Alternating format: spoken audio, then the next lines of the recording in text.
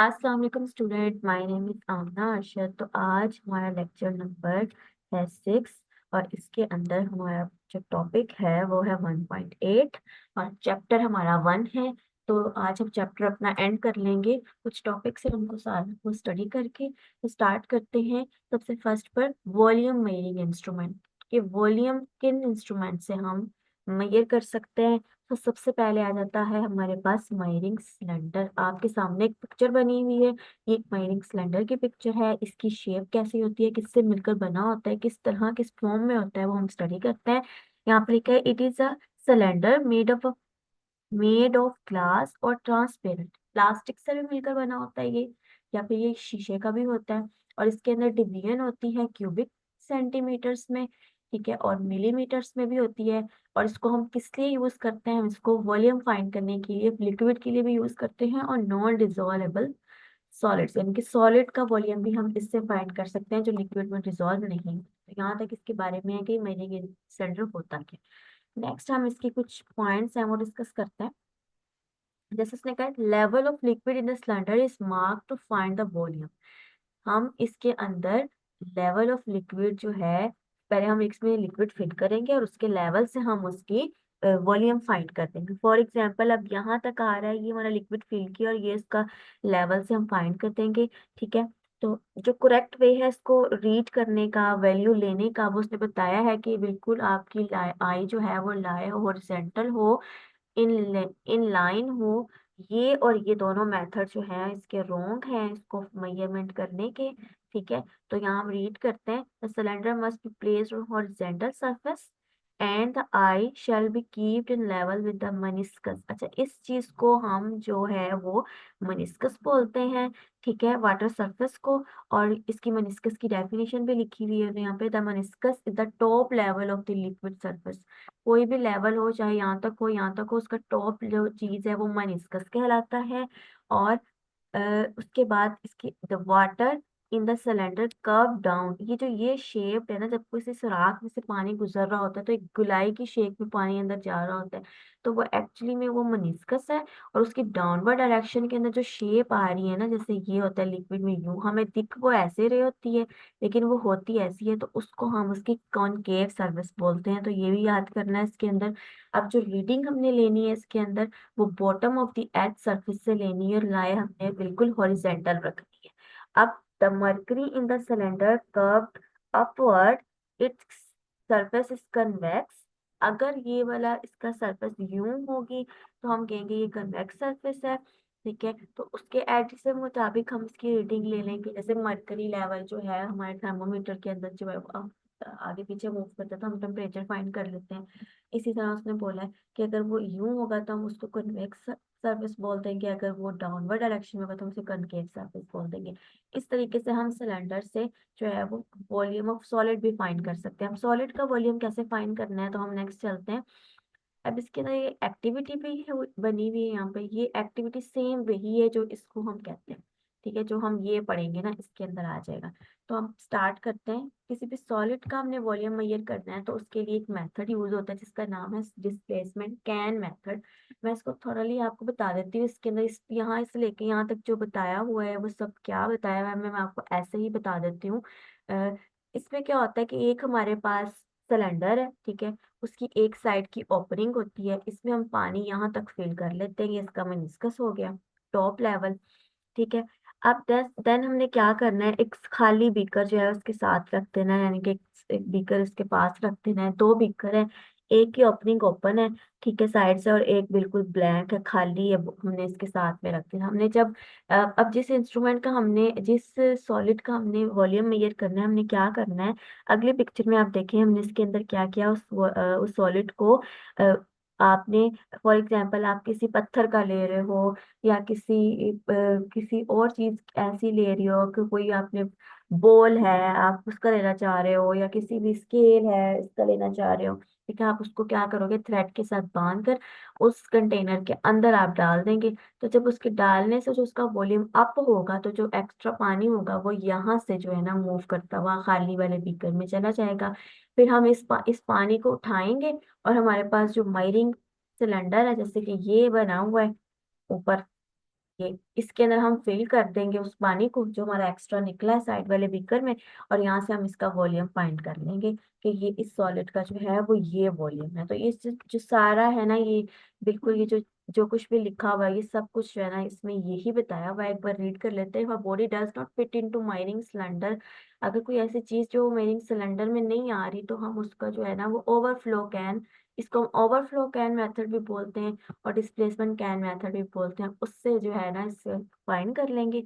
Wide opening होगी यानी कि इसकी ये खुला ज्यादा मुंह का होगा, ठीक है। और हम इसका डिस्प्लेसमेंट कैन और हॉरिजॉन्टल टेबल पे यूं रख लेंगे, कुछ पानी इसके अंदर हम डालेंगे और ये ओवरफ्लो करेगा इसकी ओपनिंग से, जो कि इस साइड पे आ जाएगा। नाउ एक पीस ऑफ थ्रेड को हम टाई करेंगे सॉलिड बॉडी के साथ and lower it gently into displacement can के अंदर हम इसको डाल देंगे, और फिर द बॉडी डिस्प्लेस वाटर, कुछ पानी उसकी वजह से डिस्प्लेस होगा इस वाले बीकर में और ओवरफ्लो करके जो है साइड ओपनिंग से बाहर निकल जाएगा। द वाटर और liquid is collected in a beaker, ये हम इसका और वॉल्यूम कर लेंगे हम इसको मेरिंग सिलेंडर में डालकर। तो इस तरह जो ये जो वॉल्यूम होगा ये इक्वल होगा इसके वॉल्यूम की जो हमने अंदर जो है वो सॉलिड बॉडी डाली है। तो इस तरीके से हम सॉलिड का भी वॉल्यूम इससे मेजर कर लेते हैं। आगे कुछ इसके पॉइंट्स हैं वो भी देख लेते हैं। ये उन्होंने कुछ पॉइंट बोला, उन्होंने कहा है कि जब आप रीडिंग लेंगे तो आपकी जो आई है वो फ्रंट पे होनी चाहिए, जैसे यहाँ पे भी डायग्राम में बताया हुआ है। बिल्कुल फ्रंट में आपने रखनी है अपनी आई, और हॉरिजॉन्टल होनी चाहिए, इन लाइन होनी चाहिए, और मेनिस्कस से लो होनी चाहिए, कि ये मेनिस्कस है उसके बिल्कुल यहाँ थोड़ा सा नीचे होनी चाहिए, ताकि जो है वो आप सही से रीडिंग ले सको। और उसके बाद अगर कुछ और देखे जाएं तो एशियन चाइनीज जो है वो यूज टू एस्टिमेट। अच्छा, वो क्या करते थे, कुछ उन्होंने ना पुराने वक्तों में क्या किया हुआ था, ग्रेन्स रखे हुए थे, यानी कि 4 किलो का कोई मेजर करके रखा हुआ था, 5 किलो का कोई जो है ना वो ग्रेन वगैरह बीज वगैरह मेजर करके रखे होते थे, उससे वो मेजर कर लेते थे कि ये वाली चीज जो है ना वो कितने वजन की है, ठीक है। तो वो जो है ना इस तरीके से जो है ना वो फाइंड कर लेते थे पुराने वक्तों में वेसल्स में मेजर कर करके, ठीक है। तो ये पुराने वक्त में। आगे चलते हैं हम जो यूज कर रहे हैं ऐसे यूनिट मोस्ट कंट्री के अंदर, ओल्ड जो मैयर जो है वो अभी तक इस्तेमाल किया जा रहा है, जैसे printer type is measured in pointer 1 point is. अब उसने कहा कि कुछ इस तरह के भी जो है ना कुछ ऐसे इंस्ट्रूमेंट है जो अभी तक यूज किए जा रहे हैं, जिसे उसने प्रिंटर टाइप बोला है, ठीक है। 1 पॉइंट की इसके अंदर जो रीडिंग होती है वो 1/72 इंचेस होती है, जो कि 0.35 मिलीमीटर तक होती है।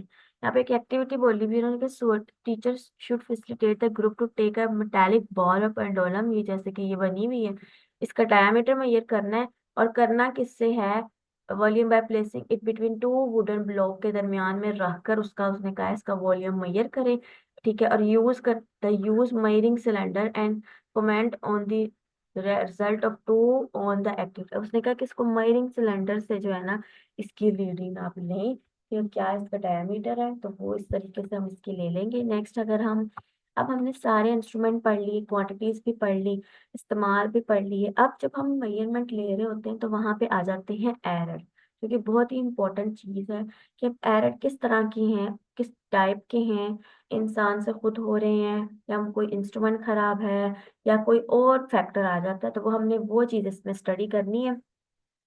एक इंफॉर्मेशन है वो भी साथ पढ़ लेते हैं। The symbol of the base units are universal independent of the language use in the written text. उन्होंने कहा ये जो हम सिंबल्स बेस यूनिट की यूज की बिल्कुल इंडिपेंडेंट है, इनकी लैंग्वेज, इनका रिटन टेक्स्ट बड़े यूनिक तरीके से बनाए गए हैं, ठीक है। नेक्स्ट हम चलते हैं अगर एरर इन मेजरमेंट की तरफ, तो यहाँ पे जो देखते हैं कि हम मेजरमेंट्स टूल्स यूज कर रहे हैं, ठीक है, मेजरमेंट करने के लिए इंस्ट्रूमेंट यूज कर रहे हैं। अब वो हमें नहीं पता कि वो इंस्ट्रूमेंट बिल्कुल परफेक्ट है, क्योंकि हमारी जो कुछ कुछ ऐसी चीजें होती हैं, एरर्स आती हैं, वो वैल्यू में डिफरेंस कर देते हैं, ठीक है। ये हमारी इनहेरिटेंस में भी है कि हमारे हम कोई भी शख्स जो है वो बिल्कुल परफेक्ट नहीं है। तो जब इंसान एक जैसे से परफेक्ट नहीं हो सकते, तो फिर चीजें, जो इंसानों ने चीजें बनाई हैं वो भी इतनी प्रॉपर परफेक्ट नहीं हो सकती।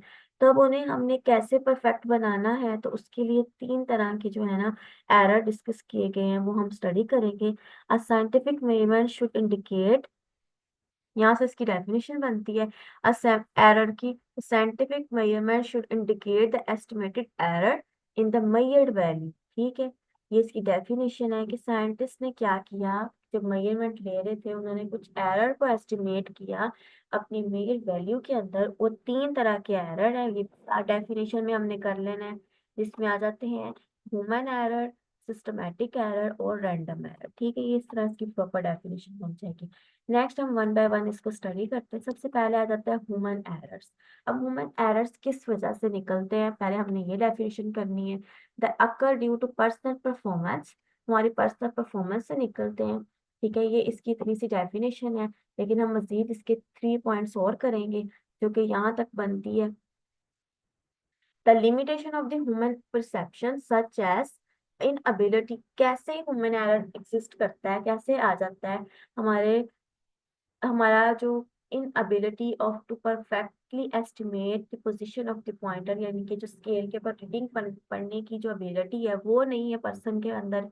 या फिर पर्सनल एरर आ जाता है arise due to faculty faulty procedure, या तो उसको इस्तेमाल करना नहीं आ रहा होता, या फिर उसको पॉइंटर को देखना रीडिंग लेना नहीं आ रहा। तो ये तो दो चीजें इसमें आ सकती हैं। यहाँ तक हम इसकी डेफिनेशन कर लेंगे और बता देंगे कि एरर किस तरह के होते हैं ह्यूमन एरर। ठीक है, पर्सनल परफॉर्मेंस होती है, या तो हमें रीडिंग लेना नहीं आती, या फिर हमें रीडिंग पढ़ना नहीं आ रही होती। ठीक है, या हमें इंस्ट्रूमेंट पकड़ना नहीं आ रहा, तो ये सब चीजें ह्यूमन एरर्स में आ जाएंगी। अब करना क्या है कि अब ये एरर आ चुका है हमारी रीडिंग में, तो हमने इस एरर को खत्म कैसे करना है। ठीक है, तो यहाँ से इसका क्वेश्चन बन जाएगा how to reduce human error. ठीक है, तो यहाँ पे किसका एक क्वेश्चन बन जाता है जो कि यहाँ से हम पूछ सकते हैं कि ह्यूमन एरर अगर आ गया किसी वैल्यू में तो उसे हमने रिड्यूस कैसे करना है। तो हम क्या करेंगे, human error can be reduce by ensuring proper training. क्या करेंगे हम, उस पर्सन को चाहिए कि वो जब हम रीडिंग लें तो हम प्रॉपर ट्रेनिंग ली हो, हमें टेक्निक आती हो, उनको इस्तेमाल करना आता हो, हमें तरीकाकार पता हो कि कैसे हमने इंस्ट्रूमेंट को हैंडल करना है और क्या क्या चीजें हमने अवॉइड करनी है जब हम अपनी रीडिंग ले रहे हों, और उन चीजों से हमने अपने आप को दूर रखना है जो हमारी रीडिंग को खराब करे। मतलब फोकसिंग हमारी रीडिंग की तरफ होनी चाहिए। जो द बेस्ट वे है ऐसी चीजों के लिए कि हम अगर इससे निकलना चाहते हैं तो हम डिजिटल ऑटोमेटिक और डिजिटल इंस्ट्रूमेंट यूज करें ताकि हमारा ह्यूमन एरर ना आए। यानी कि जैसे अब हम टाइम को सुई गिन के घड़ी से मेजर करने की बजाय हम क्या करें, स्टॉप वॉच यूज यूज कर लें। ठीक है, उसमें हम क्या करें, स्टॉप वॉच यूज करें तो उसके हम डिजिटल स्टॉप वॉच यूज कर लें। ठीक है, तो इस तरह हम एरर जो है वो खत्म कर दें। पहले हम सीख लें हमने इस्तेमाल कैसे करना है, तो ये ह्यूमन एरर इस तरह जो है ना वो हाँ एग्जिस्ट करते हैं और आ भी जाते हैं, और इनको हम इस तरह खत्म भी कर लेते हैं। नेक्स्ट हम एरर की तरफ चलते हैं जो कि है सिस्टमैटिक एरर। सिस्टम से ही सिस्टमैटिक सिस्टम से निकला है, इससे पता चल रहा है कि हमारी इंस्ट्रूमेंट में एरर आ गया। ठीक है, they refer to an effect that influences all the measurement of particular measurement equally. ठीक है, यहाँ तक उसने कहा कि हमारी इन्फ्लुएंस करती है हमारी मेजरमेंट टोटल जो है वो, या हम सिंपल यहाँ पे ये भी लिख सकते हैं it occur due to instrument, यानी कि इंस्ट्रूमेंट के अंदर जो एरर होता है वो सिस्टमैटिक एरर बोलते हैं। और ये रेफर करती है कि हमारी जो मेजरमेंट है वो सारी उस पर इन्फ्लुएंस आ जाता है कि हमारी मेजरमेंट इससे खराब हो सकती है, बस इंस्ट्रूमेंट ही नहीं ठीक है। अब इसको हमने कैसे खत्म करना है, ये यहाँ it can due to some definite rule, इसके कुछ रूल्स हैं यहाँ से स्टार्ट हो जाते हैं। It may occur due to zero error of instrument, यानी कि अगर हमारा इंस्ट्रूमेंट का जीरो एरर आ गया, यानी कि एरर आ गया जब हमने जैसे पढ़ा था वर्नियर में सिक्योर केज में। ठीक है, तो वो हो जाए, या फिर हमारी इंस्ट्रूमेंट के ऊपर जो रीडिंग लिखी होती है वो कैलिब्रेशन में मिस्टेक आ जाए, या मार्किंग गलत की हो, तो हमारा तब ये एरर आ सकता है। अब इस तरह के एरर को हमने रिड्यूस कैसे करना है, हमने से 3 से 4 दफा, यानी कि 4 से 5 बच्चे जो है ना वो डिफरेंट इंस्ट्रूमेंट एक, यानी मैं फॉर एग्जांपल वो वर्नियर कैलिपर यूज कर रहे हैं, तो वह 3 तरह के वर्नियर कैलिपर यूज हो रहे हैं और देखा जा रहा है कि हर तीनों की जो में से 2 की वैल्यू सेम आई है लेकिन एक की डिफरेंट आ गई। जब चेक किया गया तो पता चला उसके सिस्टम उसके इंस्ट्रूमेंट में ही एरर था। तो हम क्या करेंगे, हम कंपैरिजन कर लेंगे इंस्ट्रूमेंट को दूसरे के साथ कि मेरा इंस्ट्रूमेंट ठीक है ये नहीं, तो इस तरीके से हम इसको जो है ना वो करेक्शन कर सकते हैं। नेक्स्ट आता है रैंडम एरर। अब एक तो सिस्टम का एरर, हमारे इंस्ट्रूमेंट का अगर वो भी नहीं आ रहा, ठीक है, मैनेजमेंट भी ठीक है, ह्यूमन एरर खत्म है, हमारे पर्सन को इस्तेमाल करना भी आता है, दोनों चीजें ठीक हैं। तो फिर तीसरी वजह आ जाए कि हमारी फिर भी मेजरमेंट ठीक नहीं आ रही, तो आ जाता है रैंडम एरर। वो क्या होता है, इसकी डेफिनेशन यहाँ से स्टार्ट है। It is said to occur when repeated measurement और quantity give different value under same condition. It is due to this some unknown causes which are unpredictable। कुछ ऐसी रीजंस होती हैं जो बिल्कुल प्रिडिक्ट नहीं कर सकते, हम जान नहीं सकते कि वो क्या है। उसकी वजह से जो एरर आ जाता है उसे हम कह देते हैं रैंडम एरर। ठीक है, यानी कि हमारा इंस्ट्रूमेंट भी ठीक है, हमारी ह्यूमन एबिलिटी भी अच्छी है, उसको स्किल्स हैं पर्सन के पास उसको मेजर करने के। लेकिन क्या है, हमारी वैल्यू फिर बार बार वैल्यू, एक ही पर्सन अगर रीडिंग ले रहा है वो बार बार रीडिंग ले रहा है और हर बार रीडिंग उसकी जो है ना वो डिफरेंट आ रही है, एक ही पर्सन की बात हो रही है। ठीक है, तो वो हमारा रैंडम एरर होगा। ठीक है, अब इसके अंदर क्या होता है कि हमारा एक्सपेरिमेंटर जो होता है ना वो उसका कंट्रोल नहीं है उसकी चीजों के ऊपर। ठीक है, रैंडम एरर तब एग्जिस्ट करता है। अब कैसे निकलता है, ये क्वेश्चन बन सकता है कि रैंडम एरर अराइज कैसे होता है। ठीक है, सडन फ्लक्चुएशन और वेरिएशन आ जाए इन्वायरमेंट, कुछ इन्वायरमेंटल फैक्टर ऐसे खराब आ जाए जो आपकी वैल्यू को या मेजरमेंट को खराब कर दें, आप या रीडिंग ले रहे हो आपको डिस्टर्ब कर दें, तो ये हो सकता है। इस वजह से इसको आ सकता है। फॉर एग्जाम्पल उसने कहा है कि जैसे टेम्परेचर में चेंज आ जाए। ठीक है, तो ये हम इसके अंदर ले सकते हैं, जैसे टेम्परेचर में चेंज आ जाता है।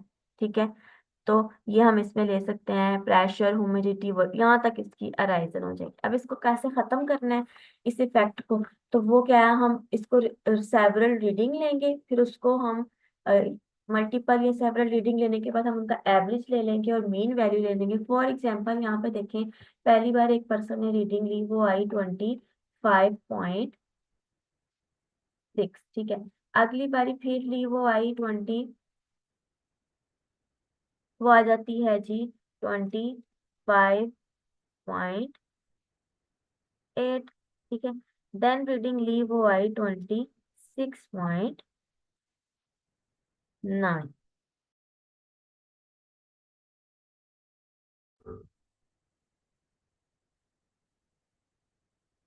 चलिए अब हम यहाँ अगेन जो है वो रीडिंग ले लेते हैं इसकी।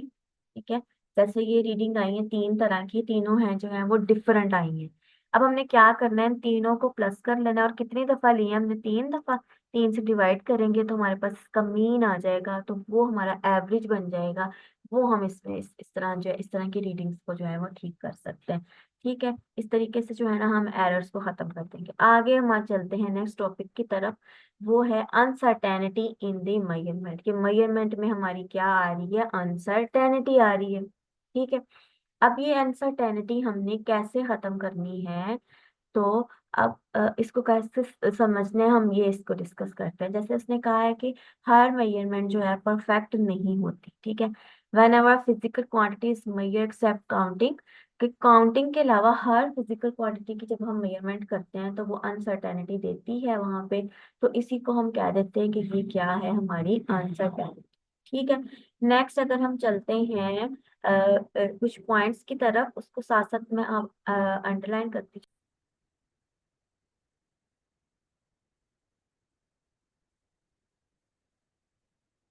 अब हम इसको बारी बारी स्टडी करते हैं। There is no such thing is perfect measurement whenever physical quantity is measure except counting.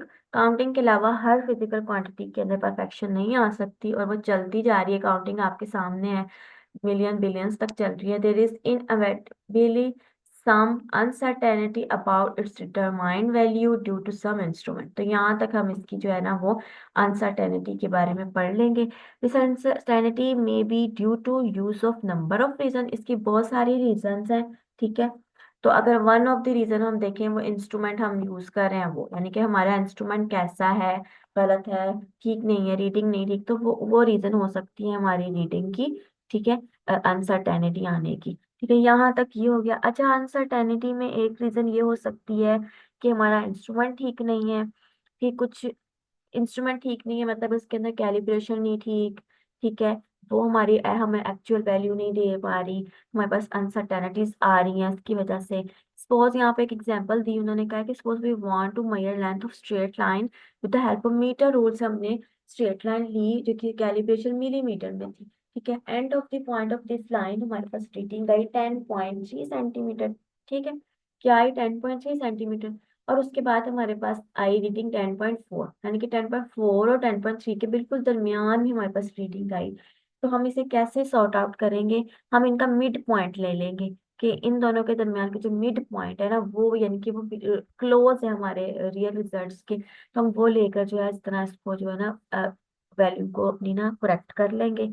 ऐसे ही अगर हम और कोई और एग्जांपल लेते हैं, जैसे एक और एग्जांपल यहाँ दी हुई है उसने, कि कोई भी ऐसी वैल्यू जब वो दो वैल्यूज के बिल्कुल दरमियान में आ जाए, तो हम उसका मिड पॉइंट लेकर उसको कह देंगे कि ये हमारी रीडिंग आ जाती है। ठीक है, अब इसको ऐसे ही चलते हैं, एग्जांपल बताइए, लास्ट पैराग्राफ की तरफ चलते हैं। The uncertainty small length such as diameter of wire and short interval of time can be reduce further by taking. अब ये खत्म कैसे कर सकते हैं, जो कि पीछे भी बात हुई है, हम मल्टीपल रीडिंग लेकर खत्म कर सकते हैं।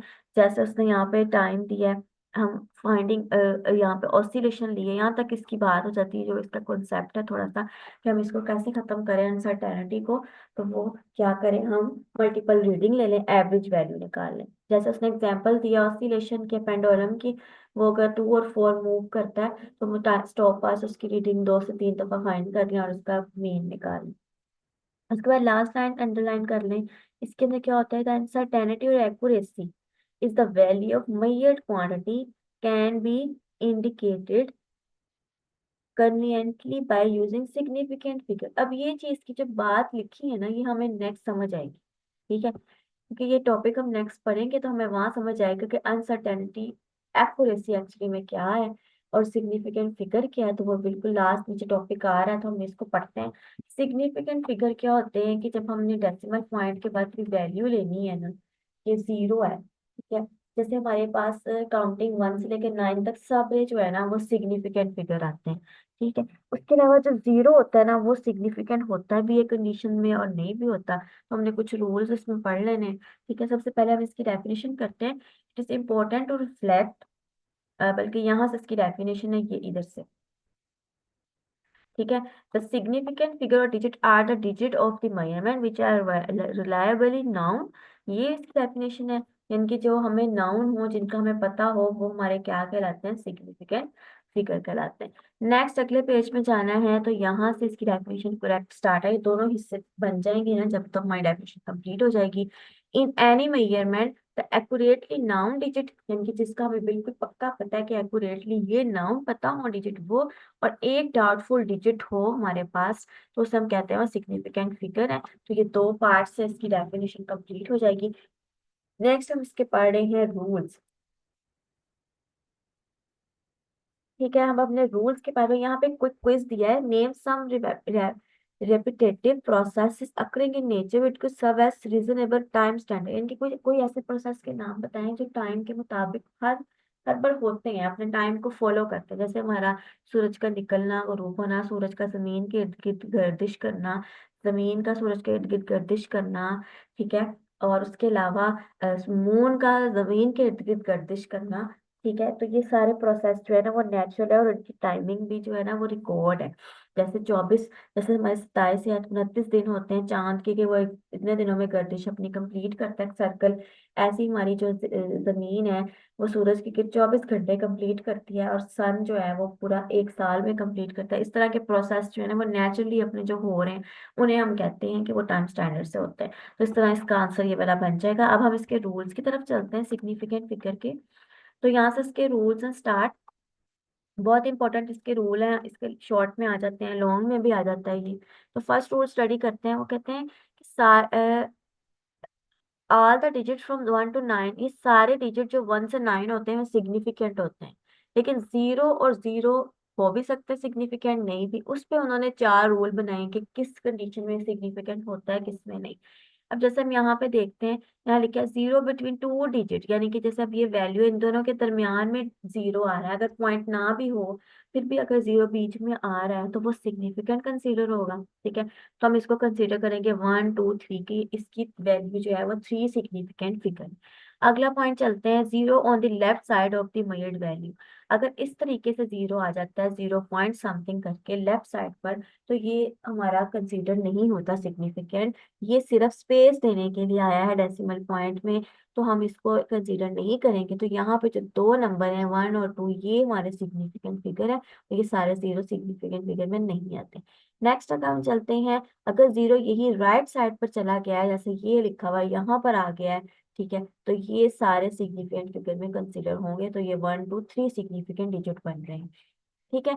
If a number are recorded in scientific notation, अगर इस तरह रीडिंग रिकॉर्ड की जाती है तो इन्हें भी हम सिग्निफिकेंट ही कहेंगे। इस फॉर्म में भी ये सिग्निफिकेंट है, क्या इसमें 3 सिग्निफिकेंट फिगर है, अगर ये इस तरह की फॉर्म में दिए जा रहा है तब भी हम कर सकते हैं। यहाँ पे क्विक क्विज दिया हुआ है, उसको साथ ही देख लेते हैं। जैसे यहाँ पे फर्स्ट दिया हुआ है कि इसमें कितने सिग्निफिकेंट फिगर है, देखें ये इसमें ये सभी नंबर है, नॉन जीरो नंबर है, तो ये सिग्निफिकेंट है। 3 सिग्निफिकेंट फिगर है, यहाँ पे भी नॉन जीरो नंबर है, ये भी 3 सिग्निफिकेंट फिगर है। अब ये 0 फर्स्ट पे आ गया, तो हमें बताइए लेफ्ट साइड पर है, तो ये सिग्निफिकेंट नहीं, यहाँ पे भी बाकी ये 1 2 3 सिग्निफिकेंट फिगर है। और यहाँ पे भी आप देखें कि ये भी लेफ्ट साइड पर आया, तो हम इसके लास्ट 1 2 3 काउंट करेंगे 3 सिग्निफिकेंट फिगर। इस तरह ये सारे जो है ना वो सबकी वैल्यू जो है 3 सिग्निफिकेंट फिगर आ जाएगी। नेक्स्ट हमारा जो टॉपिक है वो है प्रिसीजन और एक्यूरेसी। अब आपको वो लाइन की समझ आ जाएगी जब हम यहाँ पढ़ेंगे। सबसे पहले देखिए, एक फिजिकल मेजरमेंट के अंदर हमें ये पता होना चाहिए कि हमारी मेजरमेंट प्रिसाइज भी हो और एक्यूरेट भी हो। अब एक्चुअली में यहाँ प्रिसाइज का मतलब क्या है और एक्यूरेट का क्या है। प्रिसाइज की डेफिनेशन यहाँ से स्टार्ट हो रही। प्रिसाइज का मतलब होता है कि हमारी एक्चुअल वैल्यू में ना के करीब हो हमारी ग्रुप ऑफ वैल्यू, ठीक है। पिक्चर में देखें, प्रिसाइज है लेकिन एक्यूरेट नहीं है। हमारे एक्चुअल वैल्यू ये है और हमारा ग्रुप जो है 3 बच्चों का ग्रुप की वैल्यू जो है ना वो एक जैसी आ रही है, तो हम कह देंगे कि ये प्रिसाइज वैल्यू है, कि ये नियर टू हमारी मेन रीडिंग के है, ठीक है। यहाँ तक इसकी प्रिसीजन की डेफिनेशन बन जाती है। अब एक्यूरेसी की तरफ चलते हैं। एक्यूरेसी कहता है कि ये मेजरमेंट हमारी सबकी डिफरेंट वैल्यू है लेकिन सबकी क्लोज टू जा रही है आपकी रियल वैल्यू, ठीक है, हाँ या ना। हम कह सकते हैं कि एक्यूरेट है, इनकी रीडिंग एक्यूरेट है, लेकिन ये हम ये नहीं कह सकते कि ट्रू है या फॉल है, ट्रू वैल्यू है, या हम ये कह देंगे फॉल्स है। हम कहेंगे ये ट्रू ही है क्योंकि ये हमारी एक्चुअल वैल्यू के करीब क्लोज्ड है। लेकिन देखिए इन तीनों की पर्सन की वैल्यू में चेंज है, तो ये हम कह देंगे ये एक्यूरेट है लेकिन प्रिसाइज नहीं। अब कुछ वैल्यूज होती हैं जो बिल्कुल एक्यूरेट भी होती हैं, प्रिसाइज भी होती है, मतलब वो अपनी ओरिजिनल वैल्यू से भी मिल रही होती हैं और वो आपस से भी मिल रही, तो हम कह सकते हैं ये रीडिंग जो है वो एक्यूरेट है और प्रिसाइज है।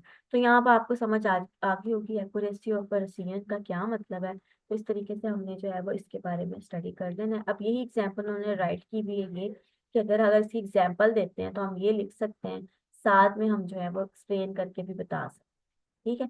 नेक्स्ट हम चलते हैं अगले टॉपिक की तरफ, जो हमारा लास्ट टॉपिक है। इससे पहले उन्होंने एक टेबल दिया हुआ है, हम उसको भी स्टडी कर लेते हैं, ठीक है। अब यहाँ कुछ पॉइंट्स हैं। जितना हमारा लीस्ट काउंट किसी भी इंस्ट्रूमेंट का स्मॉल होगा, वो उतनी प्रिसाइज मेजरमेंट देगा, मतलब उतनी ही वो अपनी ओरिजिनल वैल्यू के क्लोज होंगी, ठीक है। इसके अलावा जितना आपका फिजिकल क्वांटिटी स्मॉल होगी तो आपकी मेजरमेंट भी प्रिसाइज होगी।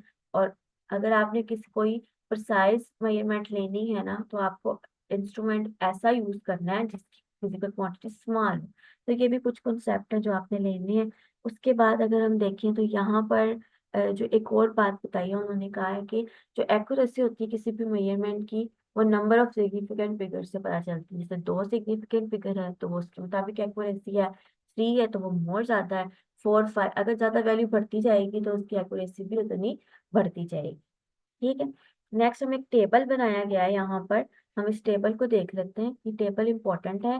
कुछ डिवाइसेस के टाइमिंग डिवाइसेस के नाम है, इसके अंदर हमने इनकी डिवाइसेस के नेम याद करने हैं, ठीक है, और वो कहाँ तक वैल्यू ले सकते हैं वो रीडिंग हमने याद करनी है। ये एमसीक्यूज के तौर पे आ जाता है। जैसे मैं यहाँ पे एटॉमिक क्लॉक का बताया है तो वो 10 - 10 सेकेंड में रीडिंग लेता है। ऐसे डिजिटल स्टॉप वॉच का बताया है, एनालॉग स्टॉप वॉच का बताया है, ट्रिकर टैप स्टॉप वॉच का बताया, इन सब स्टॉप वॉच का उसने बताया है, और कितनी रीडिंग कहाँ तक ले सकता है वो हमने साथ इसकी याद कर लेनी है ताकि हमारा एमसीक्यूज क्लियर हो जाए।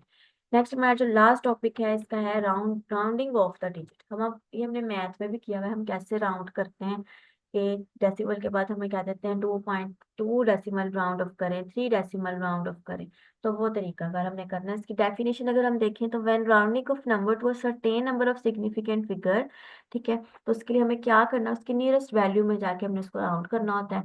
अगर लास्ट डिजिट जो है वो 5 से ज्यादा है तो 10 डिजिट जो में एक नंबर इंक्रीज कर देना है। अगर लास्ट डिजिट जो यहाँ जहाँ तक हमने वैल्यू लेनी है वो 5 से कम है तो हमने उसको एज इट इज रहने देना। एग्जाम्पल देख लें यहाँ पे, यहाँ से इसकी डेफिनेशन है और एग्जाम्पल अगर एक साथ कर लें तो ये कंप्लीट हो जाती है 2 नंबर की।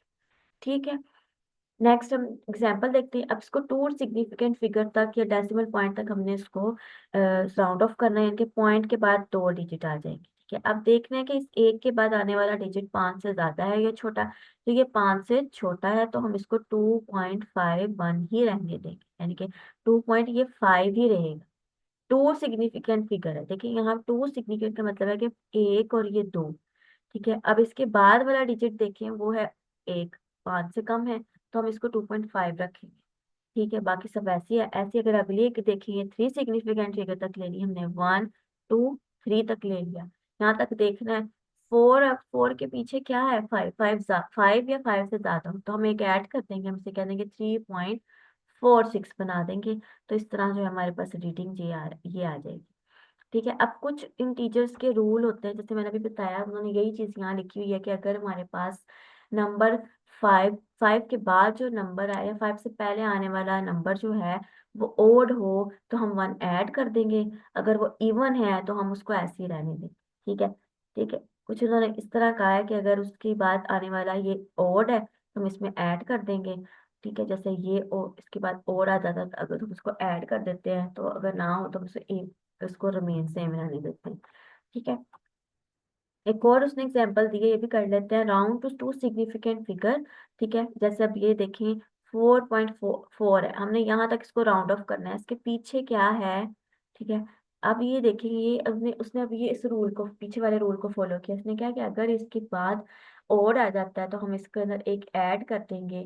ठीक है, यानी कि ये अगर इवन आया तो हम रिमेन सेम रहने देते हैं। अब देखिए ये इवन आ गया है तो हम इसको रिमेन सेम रहने देंगे, यहाँ ओड आ गया तो हम इसको प्लस कर देंगे। ठीक है, इसी तरह अगर हमने कुछ और सिग्निफिकेंट फिगर की फॉर्म में आ जाते हैं लिखने का, यानी कि 4.4, हम इसको 4.5 भी लिख सकते हैं और इसको हम 4.4 भी लिख सकते हैं। ठीक है, तो हम ये क्लोजर ले सकते हैं कोई से भी। अच्छा, यहाँ पे लास्ट यू नो में हमें दिया हुआ है कि इलेक्ट्रॉनिक ट्रिमर लिखा हुआ है, can measure timer can measure time interval as short as 1/10,000, यानी कि सेकंड का 110वां हिस्सा, जो हमने अभी पीछे टाइमिंग के अंदर हमने स्टॉप वॉच में पढ़ा था, तो ये इस तरह का वो होता है इंस्ट्रूमेंट जो कि आज नाउ-अ-डेज यूज किया जा रहा है। तो ये हमारा चैप्टर खत्म हो गया है। नेक्स्ट हम इसके एक्सरसाइज के क्वेश्चंस करेंगे, न्यूमेरिकल्स करेंगे, कंस्ट्रक्टिव रिस्पॉन्स करेंगे, लॉन्ग क्वेश्चन करेंगे। तो उसके तब तक के लिए अल्लाह हाफिज।